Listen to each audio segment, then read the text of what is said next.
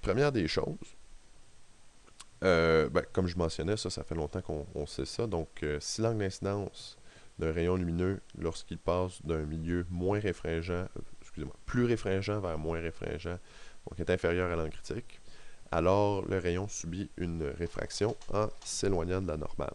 Donc ça fait longtemps qu'on sait ça. Ensuite, donc, si l'angle d'incidence d'un rayon lumineux donc, est égal à l'angle critique, alors le rayon subit une réfraction à 90 degrés par rapport à la normale, c'est-à-dire qu'il va suivre la surface ou l'interface entre les deux milieux dans lesquels se passe cette situation.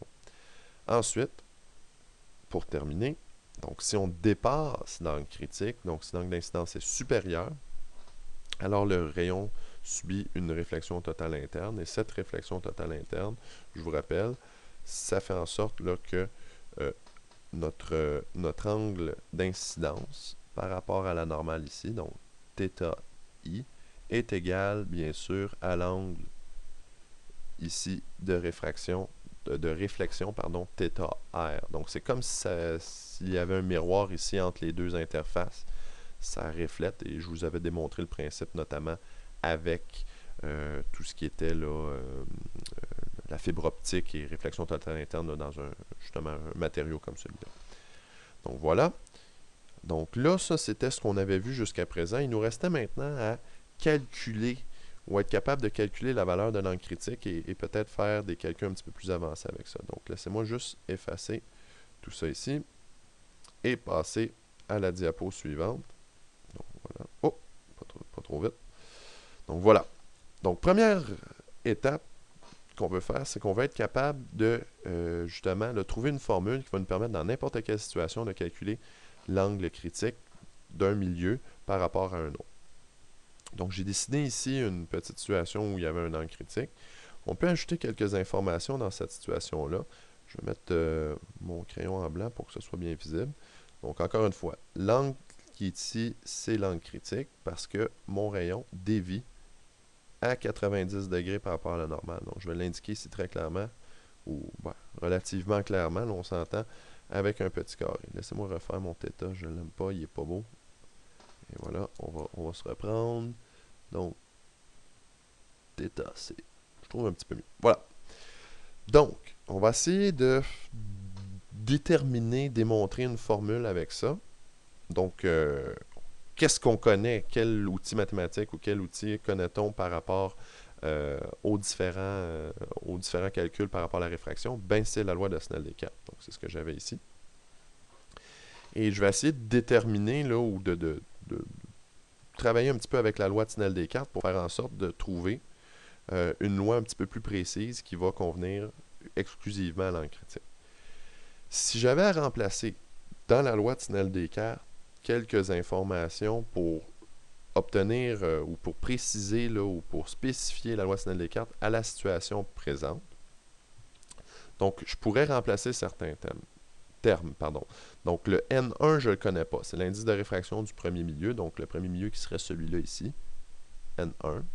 J'ignore ce que c'est véritablement. Là. Je ne peux pas savoir là, c'est quoi. Ça peut être n'importe quel matériau. C'est pas ça qui est important. Donc, ça, c'est N1. N2 serait la même chose, mais bien sûr, le deuxième milieu qui serait à quelque part ici. Mon angle d'incidence, par contre, θ1, c'est l'angle critique.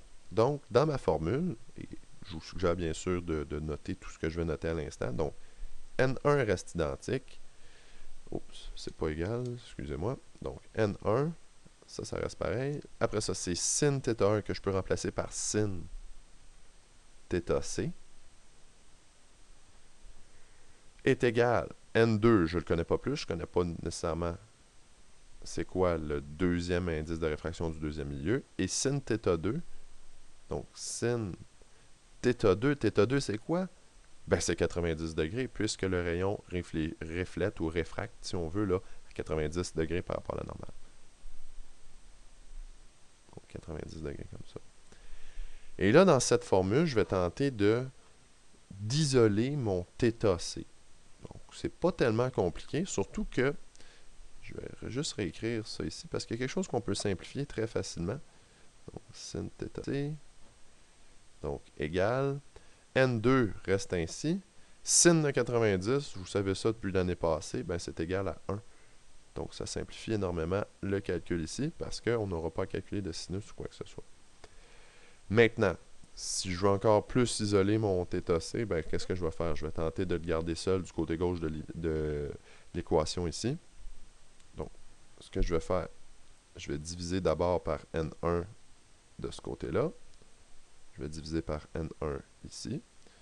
Qu'est-ce qui me reste? Sin θc est égal à N2 sur N1. Donc, je suis pas loin de ma réponse, parce que tout ce qui me reste à faire pour trouver une formule qui correspond à l'angle critique, c'est simplement de faire l'opération inverse à sinus, qui est sin moins 1. Donc, pour calculer n'importe quel angle critique dans n'importe quelle situation, la formule θc est égale à sin moins 1, entre parenthèses, N2 sur N1. Et voilà. Donc, pendant que vous complétez la prise de note de tout ça, j'ajoute un petit texte.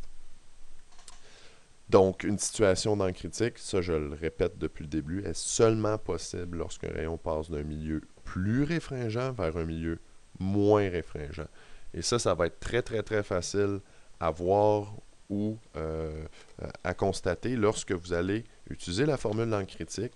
Si votre rapport N2 sur N1 est plus grand que 1, donc si vous avez un rapport N2 sur N1 plus grand que 1, ça veut dire quoi? Ça veut dire que vous allez calculer un sinus moins 1 d'un nombre plus grand que 1, vous allez obtenir des erreurs. Donc déjà là, vous allez savoir là, que vous allez probablement avoir fait quelque chose qui n'est pas exact, quelque chose qui n'est pas correct là, dans votre calcul. Donc vérifiez toujours que vous passez d'un milieu plus réfringent vers un milieu moins réfringent. N1 devrait toujours être plus grand que N2. Sinon, pas d'angle critique possible. Passons à la prochaine diapo. On va faire deux petits exemples. Je vais vous laisser quelques secondes pour sortir votre cahier d'exercice. Peut-être déjà, il y en a certains parmi vous peut-être qui avaient commencé à travailler avec la section là, des devoirs là, sur la réflexion totale interne, c'est ce que je voulais dire. Donc, c'était à partir de la page 70-71, ainsi que les derniers exercices là, en révision touchent à ce sujet-là. Donc, on va faire deux exemples excessivement simples. Donc, le premier à la page 71, donc le numéro 6. On vous pose la question, donc, quel est l'angle critique lorsque la lumière passe du zircon dans l'eau? Donc, encore une fois, si je veux faciliter l'analyse de ce problème-là au numéro 6, je vais me faire un petit schéma très, très simple. Donc, voici la situation. Donc, ça, c'est mon zircon ici. Zircon qui est une pierre précieuse. Ça va être l'eau ici. Donc, eau. Et ça ici, zircon. Et voilà. Donc, l'eau, on sait que l'indice de réfraction, c'est 1,33. Oups, c'est pas vraiment l'air d'un 3, hein, ça. Voilà. Hop, je vais revenir ici. Donc, 1,33 au niveau de l'eau. Juste un instant que je retrouve mon pointeur. Voilà. Donc, 1. Excusez-moi, j'éprouve des difficultés en ce moment. Voilà, mon stylet, il est revenu. Voilà, bon, 1,33 au niveau de l'eau. Au niveau du zircon, c'est N qui est égal, et ça, l'information nous est donnée dans le livre, 1,90. 90, voilà. Donc, dans cette situation-là, qu'est-ce qui se passe? Donc, on a un rayon incident qui frappe la surface par rapport à la normale, et le rayon réfracté, lui, ben à ce moment-là, va tout simplement réfracter le long de l'interface entre les deux milieux, ce qui fait en sorte que c'est une situation d'angle critique. Donc, l'angle qui est ici, l'angle d'incidence, est un angle critique. Bon, c'est une illustration du principe, mais bon, je pense qu'on n'aurait même pas eu besoin de faire le dessin simplement pour représenter la chose, c'est-à-dire que on peut faire le calcul très simplement parce qu'on a la formule θc est égale à sin moins 1 de N2 sur N1. Le dessin, par contre, peut être pratique parce que dans certaines situations, on peut voir la situation à l'envers. Donc, le voir comme ça, c'est clair que le zircon est le premier milieu, l'eau est le deuxième. Donc, pourquoi pas le faire, là? Donc, tout simplement, ce que j'ai à faire comme calcul, donc sin moins 1 de N2 qui est l'eau, 1,33, sur N1, 1,90. Assurez-vous que vos calculatrices soient bien évidemment en radians. Donc, 1,33 divisé par 1,90. Si je fais le sin moins 1 de ça, ça me donne aux alentours de 44,43 au niveau de l'angle critique. Donc, θc environ égal 44,43 degrés. Et voilà pour le numéro 6.